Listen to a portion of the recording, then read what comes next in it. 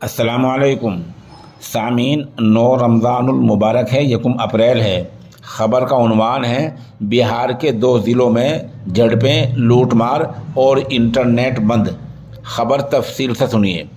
बिहार के 2 ज़िलों में इंटरनेट बंद कर दिया गया है। 6 लोगों को गोलियां लगी हैं और अब तक 27 लोगों को गिरफ्तार कर लिया गया है। बिहार के ज़िला नालंदा और सासाराम इलाके में दफ़ा 144 भी लागू कर दी गई है।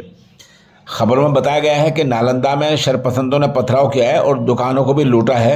बिहार के 2 जिलों सासाराम और नालंदा में जुमे को रामनवमी के जुलूस को लेकर झड़पें हुई थी। उस वाक़े के बाद पुलिस फोर्स तैनात कर दी गई है। नालंदा के बिहार शरीफ में 6 लोगों को गोली लगी है, जबकि पथराव में 9 लोग जख्मी हुए हैं। पथराव के बाद यहाँ लोगों ने दुकानें भी लूटी हैं। अब तक 27 लोगों को गिरफ्तार किया जा चुका है। शरपसंदों की तरफ से लूटमार का वाक़या भी रामनवमी शोभा यात्रा के दौरान पेश आया।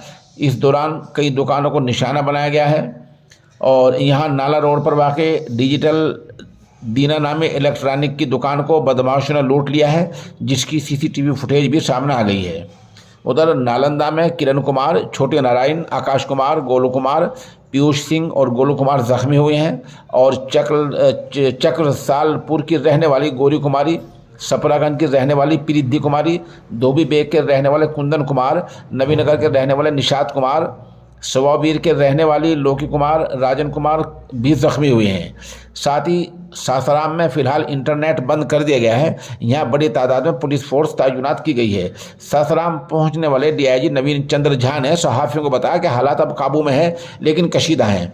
आपको पता ही है कि यहाँ बिहार में जल्दी वज़ीर दाखिला अमित शाह का दौरा होने वाला है। उसको लेकर भी पुलिस फोर्स चौकन्नी हो गई है, मुस्तैद हो गई है और कोशिश ये है कि उससे पहले पहले हालात काबू में आ जाएं। फ़िलहाल बिहार के नालंदा और सासाराम दोनों में इंटरनेट बंद है। दफ़ा 144 लागू कर दी गई है।